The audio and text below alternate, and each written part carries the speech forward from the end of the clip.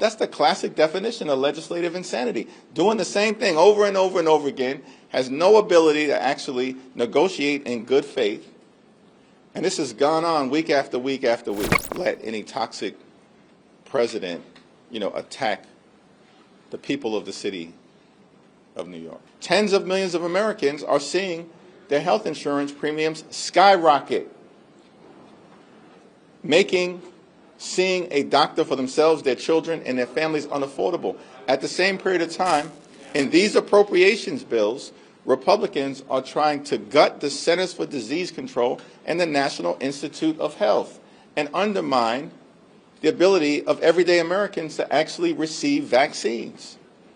This Republican health care crisis is real. That's why House Democrats are standing up for the American people. It's not a partisan thing. It's a patriotic thing. That's why Senate Democrats are standing up for the American people. Not a partisan thing, a patriotic thing. We have to decisively address the Republican health care crisis. And John Thune is divorced from reality. I mean, it's a clown show over in the Senate. 14, 15 times you bring the same partisan Republican spending bill to the Senate floor, expecting a different result. That's the classic definition of legislative insanity. Doing the same thing over and over and over again, has no ability to actually negotiate in good faith. And this has gone on week after week after week. Mr. Leader, thank you. Good morning.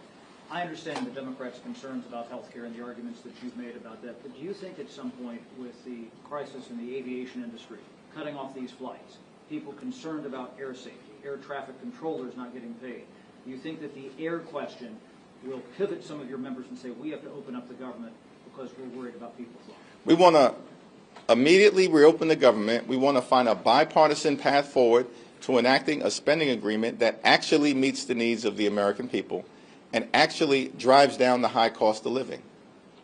What about what happened on Tuesday? Do Republicans not understand? They got wiped out all across America because they've made this country too expensive, and they failed to do anything about the affordability crisis.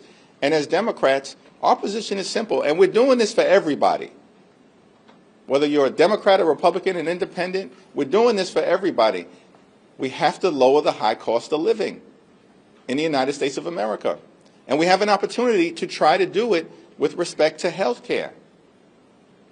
But the Republicans refuse to extend the Affordable Care Act tax credits. On the aviation safety issue, we need a full and complete briefing so we can understand from the administration what the current status is, what the impact of administration layoffs have been prior to the Trump Republican shutdown, because the administration has been going after the FAA since the beginning of their time in office, since January 20th. And we need to understand how we got to this moment, separate and apart from the Trump Republican shutdown. The problem is it's like impossible to have a congressional briefing with House Republicans on vacation. 6 consecutive weeks they've canceled votes. I mean, it causes you to answer or ask the question, is there such a thing as a 4-ring circus? Because it's a circus right now in the House, in the Senate, across the country with Republicans, and certainly at 1600 Pennsylvania Avenue. Mr. Leader, did the former Speaker notify you of her decision to retire, and does her retirement signal a shift in generational leadership for Democrats? Yes to the first question. To the second question, we are all proud to stand on the shoulders of Nancy Pelosi. It's been a great honor for me to be able to serve with legendary members of Congress from the very beginning of my time in office. And that, of course, includes, right at the top of the list, Nancy Pelosi, or John Lewis, or Charlie Rangel, Elijah Cummings, Eddie Bernice Johnson, John Dingell. We can go through the list. These are legendary members of Congress. And, of course, right at the top of that list is Speaker Emerita Nancy Pelosi. Speaker Johnson says you guarantee a vote on the ACA issue. Can you react to that? Well, Mike Johnson has claimed over the last several weeks that Republicans are the party of health care. That's a joke. Why does this guy keep lying to the American people? Week after week after week, it's a new story. Because for several weeks, we were told that Republicans had a health care plan, and that Republicans had planned all along to address the Affordable Care Act issue and the fact that these tax credits for working class Americans, middle class Americans, and everyday Americans are about to expire. And Republicans can't be bothered.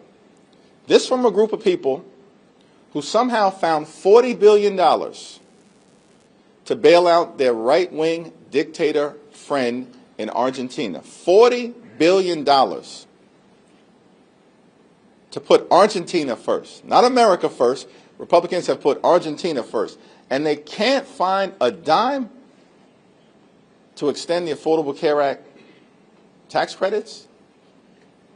This is part of the reason why Republicans were rejected all across the country, pummeled, shellacked, beaten down electorally all throughout America because they have failed to address the affordability crisis.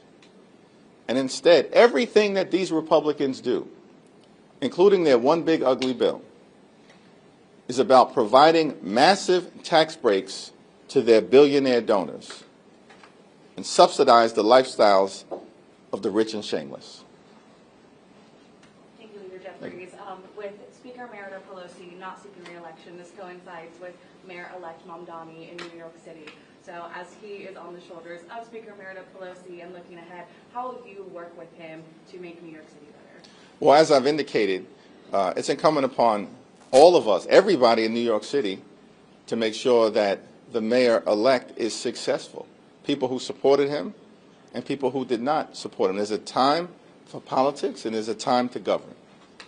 And when the mayor-elect is inaugurated on January 1st, it's a time to govern. Just going off of that question then, how would you advise the mayor-elect to approach the president in how Trump has been threatening to withhold federal funds from New York? I guess how would you advise him to go about handling? Yeah, those private conversations will remain private, but we are not going to let any toxic president, attack the people of the city of New York. Thank you, Mr. Leader. So you're saying that you want a bipartisan deal and that you have to address health care. I just want to clarify with you then. What you want is an ACA subsidy extension to be either in a CR or legislation that will get a vote and will pass? We're not going to negotiate the specifics in public, but as we've repeatedly said, we have to decisively address the Republican health care crisis, and that begins with dealing with the Affordable Care Act tax credits. To build off of that, would you see, because it seems conversations are continuing over on the Senate side, at least amongst the rank and files, would you see a standalone ACA vote as a cave? And what is your advice to those rank and file members right now? What we have repeatedly said as House Democrats is that we will consider anything in good faith that is sent over to us from the Senate in a bipartisan way. But it has to have a path toward decisively addressing the Republican health care crisis, beginning with an extension of the Affordable Care Act tax credits. Thanks. All right, lastly, let me just say, Trump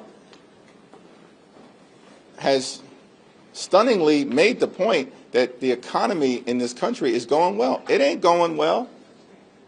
Everyday Americans know that they are working hard, they are playing by the rules, and they cannot get ahead. They can barely get by. The cost of living in this country is way too high, and Republicans are clearly out of touch, focused solely on the wealthy, the well-off, and the well-connected. As Democrats, we're going to continue to work hard to drive down the high cost of living, to fix our broken healthcare system, and to clean up corruption, to deliver an America that works for working class people. Thank you, everyone. Thank you, Mr. Leader.